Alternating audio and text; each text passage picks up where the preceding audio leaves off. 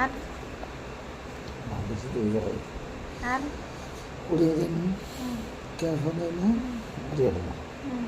জবরদস্তি নেই जबरदस्ती है एक मिनट দিতাম না चलो चलो चलो मैं तो माथा खाली भी दे कोटा যে তুই মারছো দুঃখ পাইছি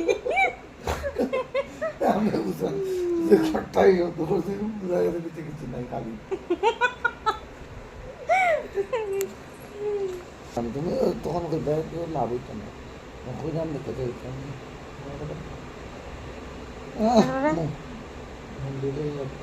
তারপরে তারপরে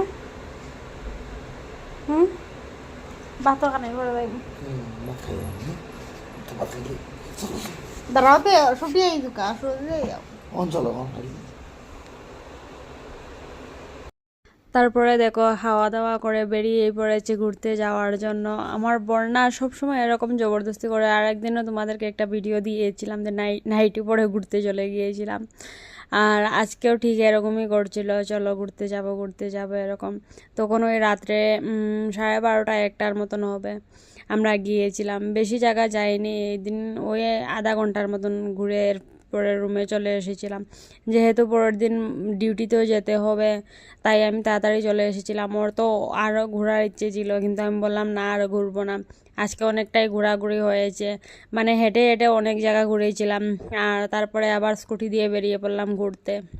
সত্যি কথা বলতে এরকম পাগলামিগুলো না আমারও খুব ভালো লাগে। যেহেতু ব্যাঙ্গালোরে রয়েছি এখন, তাই এত রাত্রের সময় ঘুরতে যেতে পারছি বা কোনো কিছু, বাড়িতে গেলে সেটা হবে না। মানে এত রাত্রের সময় আমাদের এখানে রাস্তাঘাটই পুরা মানে শুনশান থাকে, কেউ থাকে না রাস্তাতে। আর আমরা কোথায় যাব, ভূত ধরতে যাব নাকি? যাই হোক, বেঙ্গালুরুতে রয়েছে বলে সেটা সম্ভব হচ্ছে, সম্ভব যখন হচ্ছে তাহলে এটাই করি এখন।